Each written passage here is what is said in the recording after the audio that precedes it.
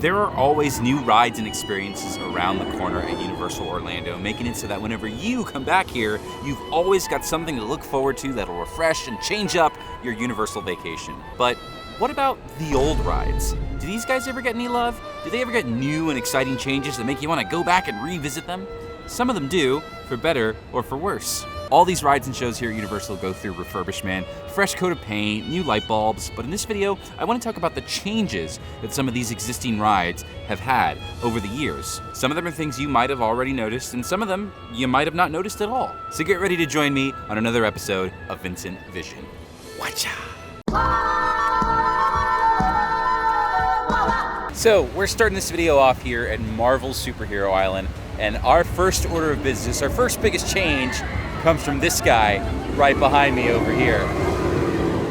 That, my friends, is the Incredible Hulk coaster, and even though the ride itself has been here since the park opened in 1999, this is actually the second version of this coaster. So the Incredible Hulk coaster actually closed in 2015 for a full-on ride refurbishment, okay? This is the Incredible Hulk 2.0. When the coaster first premiered with Islands of Adventure, it was a really amazing ride, but it's still kind of like your basic roller coaster. It would shoot out of the tunnel, it would roar through the park. The track was actually hollowed out, so it would make that iconic Hulk roar. But when they closed this in 2015, they kind of wanted to make it a more a modern experience. The ride story got a complete change. Originally, you were trying to help Dr. Bruce Banner get the Hulk out of his body, and this had this very iconic sound when you were in the launch tunnel. You go, oh, I think this time it's gonna work. And then you go, no! And then you'd shoot out of the launch tunnel, start the roller coaster. Everything looks good.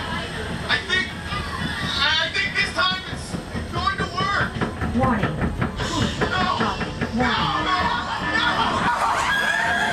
Now, in this version of the Incredible Hulk, you are volunteers for General Thaddeus Thunderbolt Ross's facility here, and you're actually going through a process called gamification. You're getting shot with gamma rays, so it's giving you your own personal hulking out experience versus like the previous one, which was just made to feel like what the Hulk feels when he hulks out. This also came with an entire queue change as well. The interior of the queue, the launch tunnel was changed from a bright purple to a black, very modern, sleek, dark. And the ride experience itself got a pretty big change, where they actually added onboard audio to the Hulk coaster. So as you're flying through the sky doing 7 flips, you're actually getting music made for the ride by Patrick Stumps of Fall Out Boy. It really does add a lot to the experience. I do love some music on a roller coaster. I think it just makes it so much more fun. But these here are not the biggest change that happened to the Hulk roller coaster.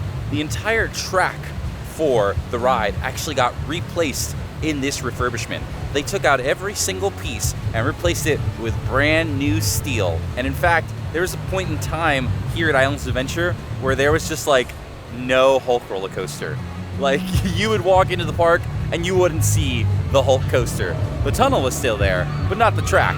The entrance of the ride has a big old statue of the Hulk holding one of the roller coaster trains over his head. Apparently, the track that is around him is the actual old track from the previous version of the ride. This was done to make the ride experience smoother because the roller coaster had been here for a while already, and they used this opportunity to fill the track so it wouldn't be as loud and it wouldn't roar through the entire park like it did before. Instead, now you just get a roar when you stand by the ride entrance.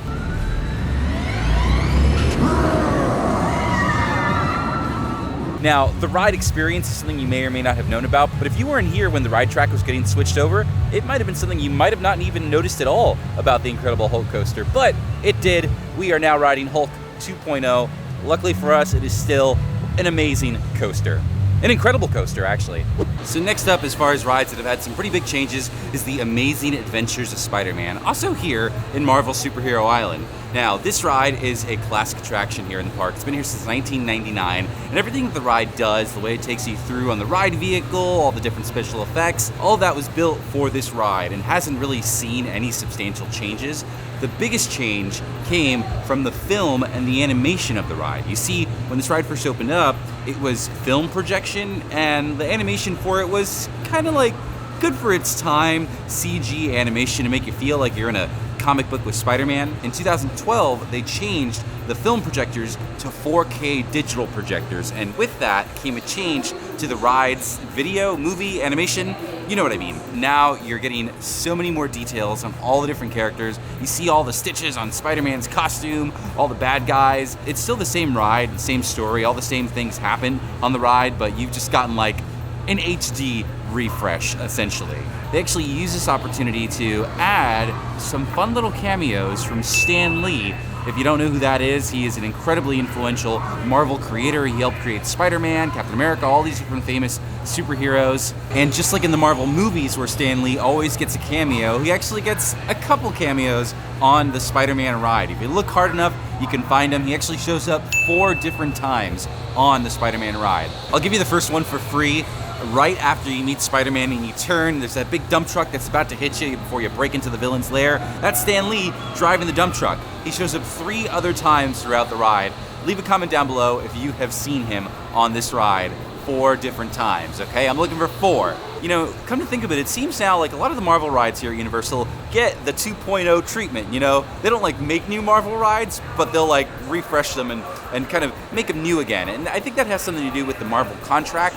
Long story short, whatever the rides here at Universal have, they can keep forever, even though Disney now owns Marvel, and they're allowed to like update rides as well. And I think even they're allowed to like make new rides.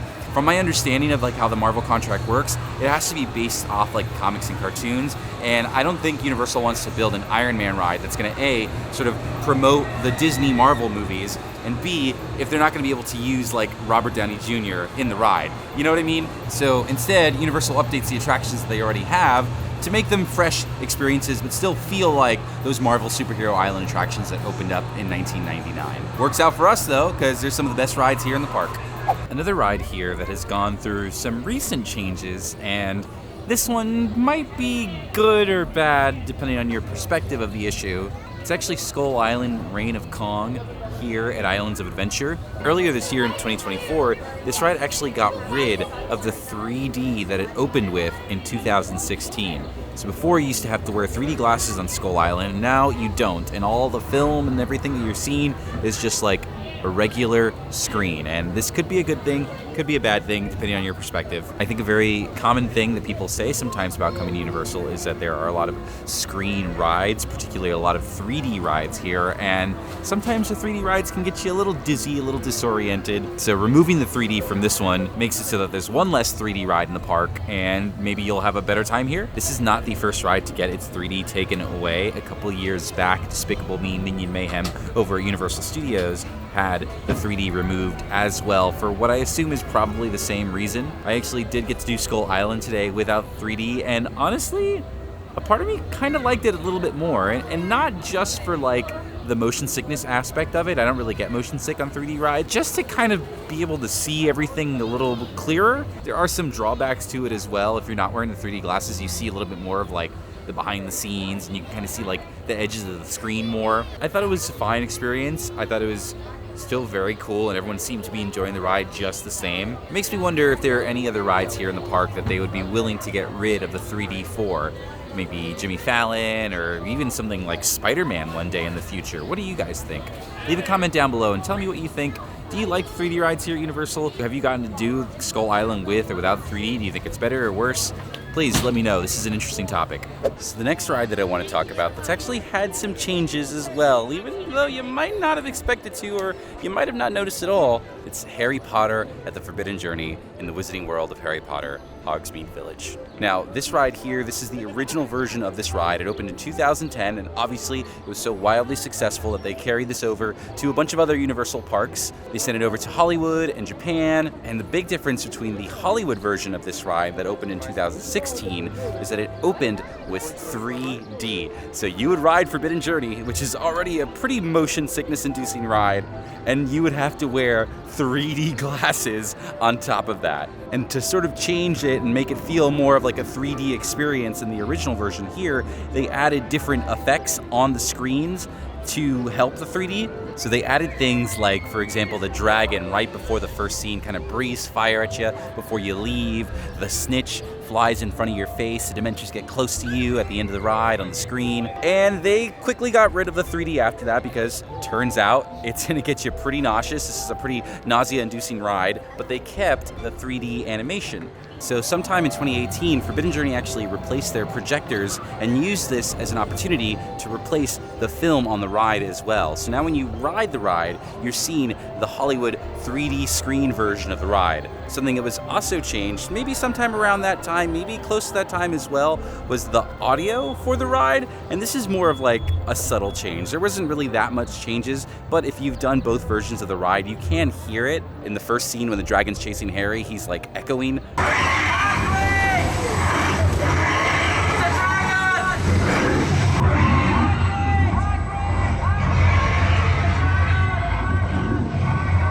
You can hear the Quidditch announcers better in like the middle part of the ride. Where have you been?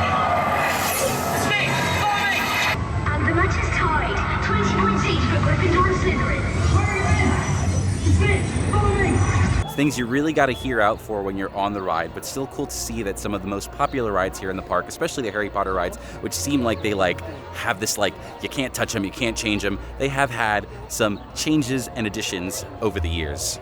And my last ride on the list that has gotten through some pretty big changes is Hollywood Ride Rockit.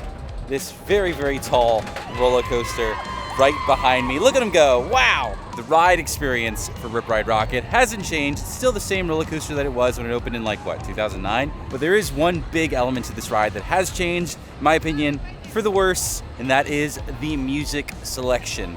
Before, there used to be so many more songs that you could pick from when you would jump on this ride. There were 5 genres of music, 5 songs each. Now, they still have the 5 genres, but they only have 1 song from each. And some of these are maybe downgrades. For example, in hip-hop, you've got Humble by Kendrick Lamar, which I think is a great choice. But then in like the rock and roll one, you have Welcome to the Black Parade by My Chemical Romance, which seems like a good idea, but it's only like the first half of the song, you know, the slow part of the song. It's not even like synced to the roller coaster. In my opinion, this is a pretty big change. It's a pretty big downgrade as well. But luckily for us, the secret menu, all the secret songs are still a thing on Ride Rockit. Now, do you know about the secret songs on this ride? If not, I'm going to explain it to you. This roller coaster here actually has a good handful of songs that are hidden on the ride. And in order to get them, as soon as you get seated on the ride, you have to pull down the handlebar, go to the screen on the handlebar, and hold down the ride logo for about 10 seconds.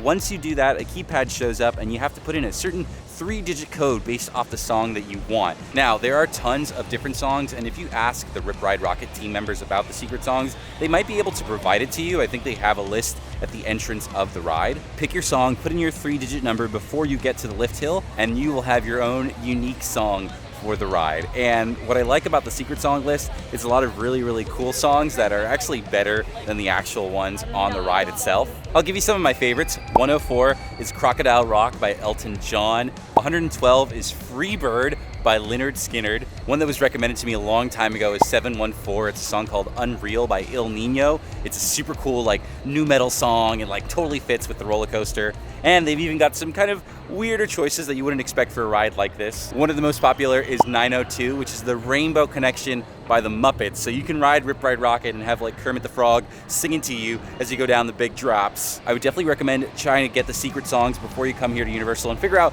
which one you want to listen to while riding Ride Rockit, because it makes the experience so much better now that there's less songs to actually pick from. And there you have it, folks. That is my list of big ride changes that have happened here at Universal over the years. It's always nice to see when they can find a way to like refresh an already existing ride and give it a new life, make it feel like a brand new experience. And honestly, I wish kind of all of the rides here at Universal got the 2.0 treatment, you know? There's a lot of really great rides here. I think they've got it locked in. Obviously, I'd be happy to have some more, but imagine how much better the entire park experience would be if things like Men in Black got a whole new update with new aliens and this and that. Jurassic Park ride, the Jurassic Park River Adventure, if all those dinosaurs got switched out, or if they even turned it to the Jurassic World version of the ride from California, which I love. Thank you guys for watching this video. I hope you had fun having fun with me. I hope you learned something new. If you haven't already, be sure to like and subscribe for more Universal videos like this one. Thank you to all my Patreons who have subscribed and helped make videos like this happen. And the rest of you guys watching, leave a comment down below if there's anything I might have missed or any other big ride changes you might have noticed when you were last here. But until then, I'm gonna get on out of here. Thank you guys for watching another Vincent Vision, and I'll see you at the next one. Bye-bye.